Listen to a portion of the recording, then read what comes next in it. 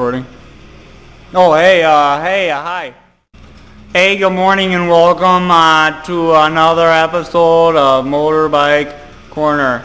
That's not the name of the segment, but yeah.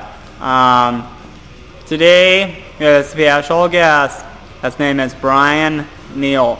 He's got a sweet beard, sweet haircut, and a sweet motorbike. And we're going to get into it a little bit about what it takes to fix these SOBs when they're broken down on the side of the road. Because chrome don't get you home. You know what I'm saying? So, yeah, stay tuned, shitheads.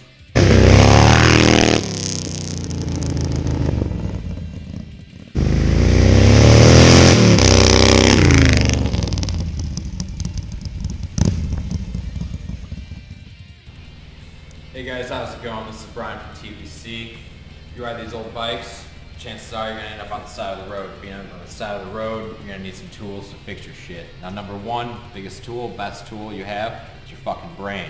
Number two, you're going to have a solid fucking pack of tools. See all these right here? This is what gets me from point A to point B. I ride alone to Chicago plenty. I ride back and forth all over. I ride with plenty of fucking people who don't even bring spark plugs with them, and then that's why I actually have 2 sets of spark plugs. We'll go over that in a second. Now, you're gonna want a master link. This is like 3 or 4 master links at one point. This 4-pack. It's been beating around in there for a while, but I know it's good still. Also, you're definitely gonna want a fucking chain breaker. You end up on the side of the road with a broken chain without master links, without a chain breaker, you're gonna be in a world of shit for something that you could buy both of these at Farm and Fleet for fucking, I don't know, somewhere around 20 bucks. Might as well just carry them. They're good insurance. You're going to be very happy, trust me. Next we're going to come up on is fuses. You're going to want to bring more than one fuse. Diagnosing electrical issues on the side of the road is a nightmare in itself. But when you have a short in your system and you have it chopped up wiring like I have, as soon as a bad contact occurs, it's just going to pop. So you're going to have a few of these pop in and out while you assess the situation, figure out what it is. I got 4 in here right now. Usually I carry more than that. This is just because we have already had a situation that I was helping someone out with. So I like to keep these. I'd like to keep them somewhere safe, but my old packaging got beat to hell, so it's going in anyway. It'll be fine. Like I stated earlier, you're going to want definitely 1 set of plugs. I like brand new plugs because as soon as they foul out, you can clean them all you want. They'll never run as good as they were before they're fouled out. I like to run copper core plugs because they really don't foul for the most part. I bring 2 sets because I have a lot of fucking idiot friends who don't bring any plugs. I like to carry them in something that will protect them as much as you can, because the last thing you want is to pull out your new plug and have the electrode smash down. It's just no good for everything. And then you're going to end up trying to pry it open with a flathead. You're going to end up breaking the porcelain. It's just going to be a nightmare. So I like to wrap them in this bubble wrap and then put them in this little pouch right here. Another thing you're Now, real quick, Ryan, now, what's your favorite brand? My favorite brand is Autolites. I used to be a Champion man because honestly, I like the packaging. Champion seems old. It seems like it's just classic, and I was buying American-made plugs, and they're fouling out non-stop. I moved to Autolite 216s, and they are perfect for me. I haven't fouled a plug all season. I haven't even changed them, to be honest, since I fucking put the first set in. I got 2 sets right here, and I'm good to go. So I'm gonna throw that in this tool roll right here. Secondary, you're gonna want zip ties. Now, if you're a real fucking chopper dude, most of your bike is held together by zip ties. Now, that's just the way it goes. You're also going to want electrical tape. These 2 things right here will save you in a fucking pinch. So we're going to throw those in. As I said, points, mirror, points, advanced cam, and condenser. This shit is lifeblood to these old bikes, especially if you haven't put the new shit on. Now, I like to run the old shit just because they're easy to fix on the side of the road. I can reset my timing, I can reset my points, I can do it all within 5 minutes. Throw that shit in there.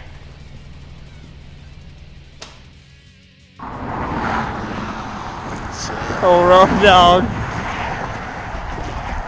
little breakdown action. So this one time, me and Brian were riding on the highway, right? And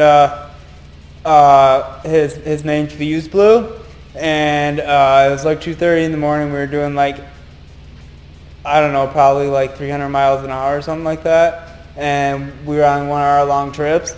And all of a sudden he had no lights and he had no nothing and he lost all power. And luckily I was right next to him because we're best friends and stuff. And we both equally look as good. And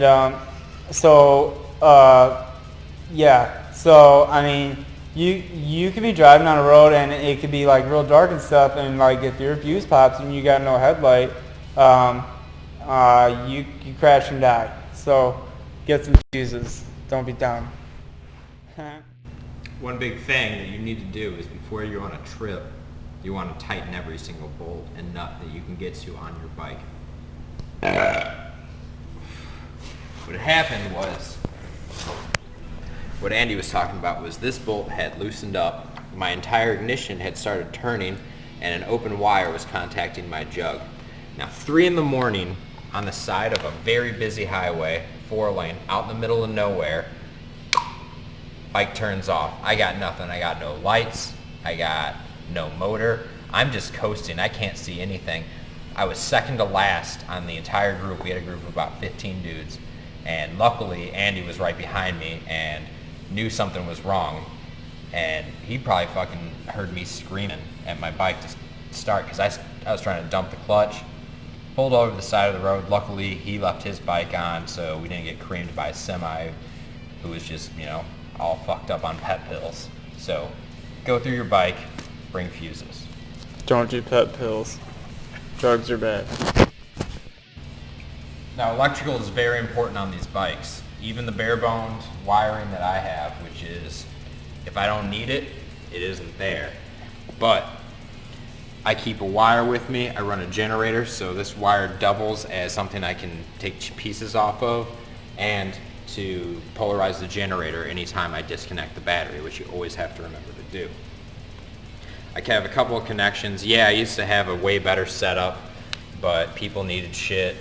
Stuff got left with other people, and this is what I got right now. Luckily, it is the off season, and I'm going to rebuild my electrical system or electrical wiring system. So throw those in.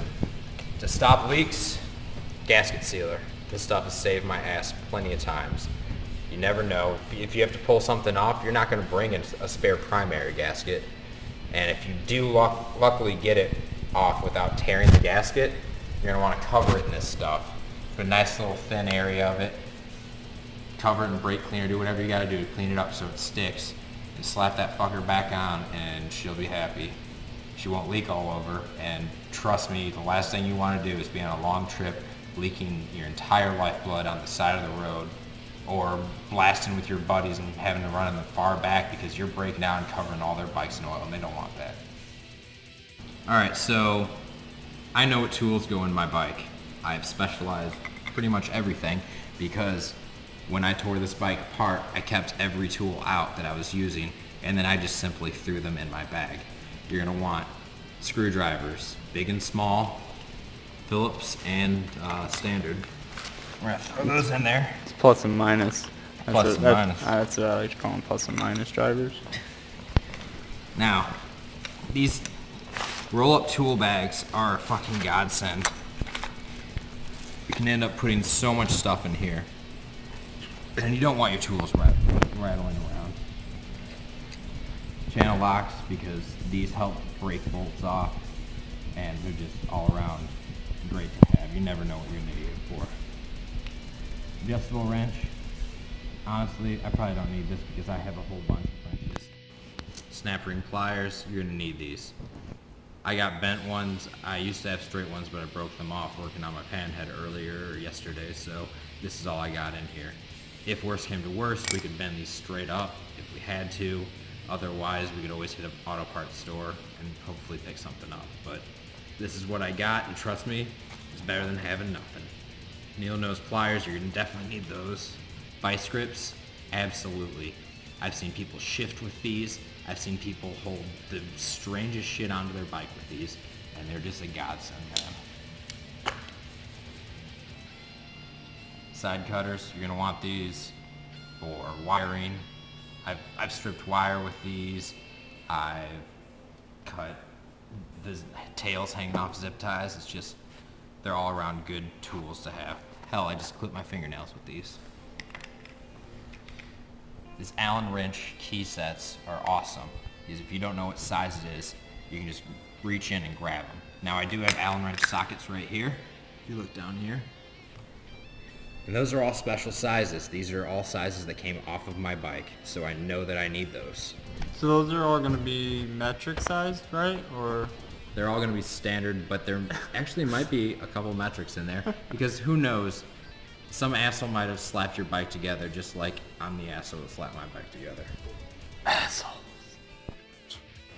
Alright, so like I said, wrenches earlier, I've got 11/16 all the way down to 3/8. I also have a 10 millimeter because a lot of the electrical on this is still Japanese or Chinese made, so you're gonna want a couple metrics. You need to know your bike. You can't just throw every single wrench in here. It's also nice for certain wrenches like 1/2 inch and 7/16 to carry 2 of them so you can get on either side. Especially the 1/2 inch, because that does help adjusting your chain when you have to break those nuts free. And I really like skinny wrenches, man. It's all about the skinny wrenches. You get one of these fat ones, and you're trying to break a double nut free, and you're going to be grabbing both of them. So make sure you have quality tools that you can rely on. You don't just want to pick up the cheapest tool set from Harbor Freight, because you're going to end up fucking yourself. he said you don't want fat wrenches to bust a double nut. I've never busted a double nut on fat wrenches before. Well, it's an experience, man. I mean, you know, fat wrenches need loving too, but, you know, a double nut though? Double nut. I ain't never done that before.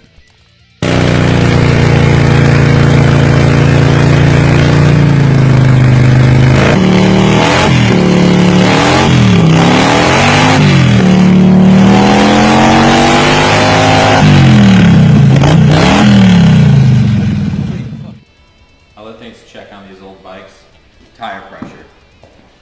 Now, when the temperature fluctuates up and down, your tire pressure is going to change as well, so you want to make sure that you're running good tire pressure. Last thing you want is a flat while you're up at speed.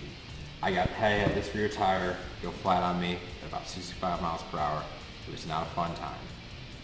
It was a pretty big fucking nightmare. I kept it up, thank God, but just check your fucking tire pressure.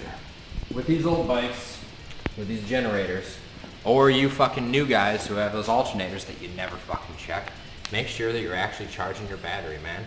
Hook a multimeter up to your battery, fire that bike up. If you're running 14 while the bike's running, then you're good. You're running anything less than that, you're gonna wanna look at it. Now, I have these fucking dummy lights right here. I love them, because I get to know when my bike is charging, when it's not. So I don't have to check it, but I still do to make sure my battery's good. Check your primary oil.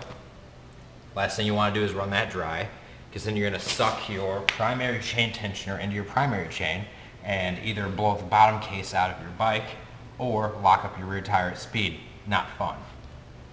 Just, these old bikes, they want to be loved. You got to give them some love. You're not willing to do that? Buy a new fucking bike and have fun, man. So Brian decided that he's going to take Mike's challenge a little bit further. Mike went for a rip on his bike in our last episode. The current real feel, Brian, is 14 degrees outside without the wind chill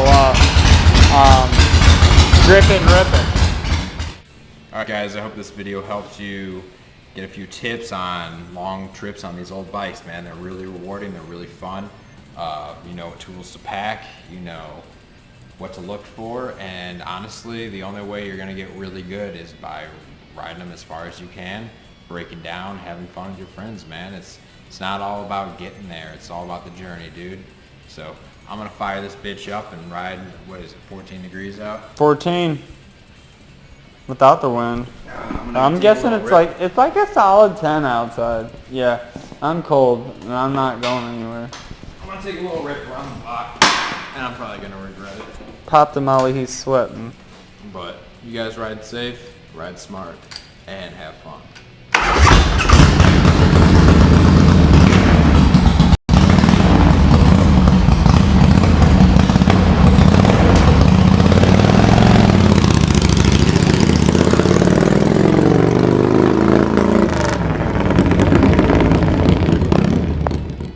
I hope you guys liked this video. I hope you guys learned some stuff. If you didn't, You can blame me. you can blame Brian, or you're just not a very good educated learner. Yeah, we hope you learned some good stuff in this video. We got way more shit coming. Way more shit coming. We're gonna break down different types of motors, Evos, iron heads, Big twins. big twins, knuckleheads. We got a guy bringing a knucklehead in, pan heads, you name it. Make sure you comment, subscribe. Like and subscribe. Like and subscribe. Like and subscribe. Don't worry, Mike will be back. He's Mike just will be under back. the weather. Mike, he's under the weather right now. He's got a case of the poopies. And to go running some shit tickets here in a little bit, but he'll be back next week, better than ever. And we'll have some more cool shit for you guys. Make sure you check out our Facebook page, Tramps Chappers /Facebook, or whatever you say it, whatever. Instagram, Tramps_vintage_chappers. Check out our website, www.trampschappers.com. Make sure you check out our YouTube channel, of course. Every week we're going to be coming out, like I said, with a new video, new shit. You guys leave us comments, tell us what you want to see, and we'll do it. We ain't got nothing going on besides circle jerking and drinking beers and riding motorcycles when it's way too cold out. So, but yeah, so give us some ideas if you have any. Something you want to see, we'll do it. Leave a comment below, and we'll see you next week.